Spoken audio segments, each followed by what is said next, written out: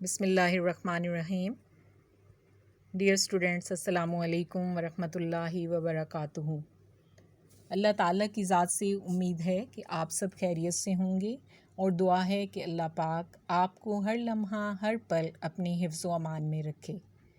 پیارے بچوں، جیسا کہ آپ جانتے ہیں کہ آپ کی اسلامیات کی کتاب 3 حصوں پر مشتمل ہے: الجزء الاول من ہدی القرآن الکریم، الجزء الثانی من ہدی الحدیث، اور الجزء الثالث موضوعاتی مطالعہ۔ گزشتہ لیکچرز میں ہم نے کتاب کے 2 حصوں میں سے کچھ کام کیا تھا، یعنی جزء الحدیث میں سے حدیث نمبر 1، 2 اور موضوعاتی مطالعے میں سے سبق قرآن مجید کیا تھا۔ آج ہم کتاب کے پہلے حصے ہدی القرآن الکریم سے سورۃ انفال کا آغاز کریں گے۔ آج کا کام سورۃ انفال کے تعارف اور رکوع نمبر 1 کے الفاظ معنی پر مشتمل ہے۔ چلیے آغاز کرتے ہیں آج کے کام کا۔ سب سے پہلے یہ جانتے ہیں کہ انفال کیا ہے۔ انفال عربی زبان کا لفظ ہے۔ یہ نفل سے ہے، جس کے معنی ہیں فضل، زائد اور انعام، یعنی مال غنیمت مسلمانوں کو اللہ کی طرف سے انعام کی صورت میں ملتا ہے۔ انفال کی اصطلاحی معنی: اس سے مراد وہ مال ہے جو کفر و اسلام کی جنگ کے بعد مسلمانوں کے ہاتھ آئے، دشمن اسے میدان جنگ میں چھوڑ کر بھاگ جائے اور مسلمان اسے اکٹھا کر لیں اور جمع کر لیں۔ اللہ کے حکم کے مطابق مسلمانوں کے لیے یہ مال حلال اور طیب ہے۔ وجہ تسمیہ: یعنی اس صورت کا نام انفال کیوں ہے؟ چونکہ اس صورت کا آغاز مال غنیمت کے احکام سے ہوا، اس لیے اس صورت مبارکہ کا نام انفال رکھا گیا ہے۔ اس صورت کے بالکل آغاز میں اسی بات کا ذکر ہے کہ مجاہدین آپ صلی اللہ علیہ وآلہ وسلم سے مال غنیمت کے بارے میں دریافت کرتے ہیں تو کہہ دیں کہ یہ مال اللہ اور اس کے رسول کا ہے، یعنی ابتدا میں اسی بات کا ذکر ہے۔ اس کے ساتھ ساتھ اس صورت مبارکہ میں مال غنیمت کے حلال ہونے اور اس کی تقسیم سے متعلق احکامات بھی موجود ہیں۔ یہی وجہ ہے کہ اس صورت کا نام انفال ہے۔ گزشتہ اقوام اور مال غنیمت۔ عزیز طلباء، مال غنیمت جو امت محمدی پر حلال ہے، گزشتہ امتوں پر حلال نہ تھا۔ جنگ کے بعد تمام مال غنیمت ایک میدان میں جمع کر دیا جاتا، آسمان سے آگ اتر کر اسے جلا کر ختم کر دیتی، لیکن مجاہدین جو جنگ میں حصہ لیتے تھے اسے استعمال نہیں کر سکتے تھے، کیونکہ ان کے لیے یہ جائز اور حلال نہ تھا۔ سورۃ انفال کا مختصر ترین تعارف، یعنی کہ یہ قرآن میں کس پارے میں ہے، اس کے رکوع کتنے ہیں اور آیات کتنی ہیں۔ سورۃ انفال مدنی صورت ہے۔ اس میں 10 رکوع اور 75 آیات ہیں۔ قرآن میں یہ صورت 9ویں اور 10ویں پارے میں ہے۔ اس کا موضوع غزوہ بدر ہے۔ یہ صورت 2 ہجری میں غزوہ بدر کے موقع پر نازل ہوئی۔ اب ہم یہ دیکھتے ہیں کہ اس صورت کے اہم مضامین کون کون سے ہیں، یعنی اس صورت میں کن اہم باتوں کا ذکر کیا گیا ہے۔ اس صورت مبارکہ میں تقویٰ، اطاعت خدا اور رسول، غزوہ بدر کے حالات و واقعات، مال غنیمت سے متعلق احکامات، کفار سے مقابلے کے وقت مسلمانوں کو ثابت قدم رہنے کی تاکید، کفار کا انجام، فرعون اور اس کی قوم کی ہلاکت کے اسباب، کفار کی موت کے وقت کی کیفیت اور مہاجرین اور انصار کی فضیلت جیسے اہم موضوعات زیر بحث ہیں۔ یعنی یہ نہ سمجھا جائے کہ اس صورت مبارکہ میں صرف غزوہ بدر کے حالات و واقعات ہی بیان ہوئے ہیں۔ اب ہم سورۃ انفال کا پس منظر جانیں گے۔ قرآن کی اکثر صورتوں کے نازل ہونے کی کوئی نہ کوئی وجہ ہوتی تھی، اور اسی کو شان نزول کہتے ہیں۔ سورۃ انفال کے نازل ہونے کی وجہ غزوہ بدر ہے۔ پیارے بچوں، حضور صلی اللہ علیہ وآلہ وسلم نے مکہ میں 13 برس تک اسلام کی تبلیغ کے فرائض سر انجام دیے۔ نبوت کے اعلان کے بعد کفار مکہ آپ کے جانی دشمن بن گئے۔ وہ ہر پل مسلمانوں کو اور آپ صلی اللہ علیہ وآلہ وسلم کو اذیتیں پہنچاتے اور ان کی یہ دشمنی روز بروز بڑھتی رہی، لیکن آپ صلی اللہ علیہ وآلہ وسلم اور صحابہ کرام ہر مشکل اور تکلیف کو خندہ پیشانی سے برداشت کرتے رہے، یہاں تک کہ اللہ کی طرف سے ہجرت کا حکم آ گیا اور آپ صلی اللہ علیہ وآلہ وسلم نے نبوت کے 13ویں برس مدینہ طیبہ کی طرف ہجرت فرمائی۔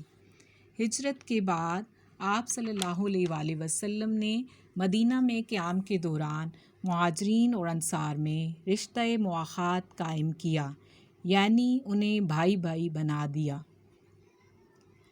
آپ صلی اللہ علیہ وآلہ وسلم نے مدینہ میں حقوق انسانی کی بحالی اور مذہبی آزادی قائم کی، یعنی دیگر مذاہب کے افراد بھی وہاں اپنے مذہب کے مطابق زندگی گزار سکتے تھے۔ آپ صلی اللہ علیہ وآلہ وسلم نے یہودی قبائل اوس و خزرج کی پرانی رکابتوں کو ختم کیا اور میثاق مدینہ قائم کیا، لیکن آپ صلی اللہ علیہ وآلہ وسلم کا مدینہ میں رہنا اور یہ کوششیں کرنا، امن کی یہ کوششیں کرنا کفار کو پسند نہ تھا، لہٰذا انہوں نے یہود اور منافقین کو پیغام بھیجا کہ مسلمانوں کو مدینے سے نکال دو ورنہ ہم تم پر حملہ کر دیں گے۔ یوں اسلام کے تحفظ اور دفاع کے لیے غزوہ بدر کا معرکہ پیش آیا۔ ان وجوہات کے ساتھ ساتھ غزوہ بدر کی کچھ اور وجوہات بھی تھیں۔ کفار نے مدینے کی ریاستی حیثیت کو تسلیم نہ کیا۔ اس کے علاوہ ابو سفیان کے تجارتی قافلے پر حملے کی خبر بھی غزوہ بدر کا سبب بنا۔ کفار یہ بھی چاہتے تھے کہ ان کا سردار عمر بن حضرمی، جو کہ کسی جنگ میں مارا گیا تھا مسلمانوں کے مقابلے میں، وہ یہ چاہتے تھے کہ اس کے قتل کا بدلہ بھی لیں۔ ان تمام وجوہات کی وجہ سے غزوہ بدر پیش آیا۔ اب ہم غزوہ بدر کے واقعات پر نظر ڈالیں گے۔ غزوہ بدر 17 رمضان المبارک 2 ہجری بروز جمعہ کو بدر کے میدان میں پیش آیا، جو کہ مدینہ سے 80 میل دور ہے۔ اس غزوے میں اللہ نے مسلمانوں کی بھرپور مدد فرمائی اور بے شمار انعامات سے نوازا، جیسے 1000 ملائکہ مدد کے لیے اتارے۔ حضرت جبرائیل بھی ملائکہ کی اس جماعت میں موجود تھے۔ کفار کی تعداد مسلمانوں کو کم دکھائی، یعنی کفار جو مسلمانوں سے تعداد میں 3 گنا زیادہ تھے، جنگ کے میدان میں مسلمانوں کو اپنے سے کم نظر آئے۔ جنگ سے پچھلی رات اللہ تعالیٰ نے مسلمانوں کو پرسکون نیند عطا فرمائی تاکہ وہ تازہ دم ہو کر دشمن کا مقابلہ کر سکیں۔ اللہ کی مدد سے صحابہ کرام نے نبی صلی اللہ علیہ وآلہ وسلم کی قیادت میں ڈٹ کر دشمن کا مقابلہ کیا اور انہیں شکست سے دوچار کیا، اور یوں مٹھی بھر مسلمان ایک بڑے دشمن پر فتح یاب ہو گئے۔ غزوہ بدر کے نتائج۔ یہ تو آپ کو معلوم ہو گیا کہ غزوہ بدر میں مسلمان فتح یاب ہو گئے اور یہ اس کا اہم نتیجہ تھا۔ اس کے علاوہ بھی چند نتائج تھے۔ مثلاً کفار کے بڑے بڑے سردار اسی غزوے میں مارے گئے۔ ان میں 11 وہ سردار بھی تھے جو آپ صلی اللہ علیہ وآلہ وسلم کے قتل کے منصوبے میں شریک تھے۔ ابو جہل جیسا بڑا دشمن اسلام بھی اسی معرکے میں واصل جہنم ہوا۔ مسلمانوں کا رعب و دبدبہ کفار اور یہود پر بڑھ گیا۔ مسلمانوں کے حوصلے بلند ہو گئے اور انہوں نے اسلام کی اشاعت کی کوششیں تیز کر دیں۔ یوں غزوہ بدر مسلمانوں کی نصرت کے ساتھ ساتھ ان کی شان و شوکت کا سبب بھی بنا۔ یہ تھا سورۃ انفال کا تعارف۔ اب ہم سورۃ انفال کے الفاظ معنی کی طرف آتے ہیں۔ یہ الفاظ معنی آپ کی نصابی کتاب میں صفحہ نمبر 8 پر موجود ہیں۔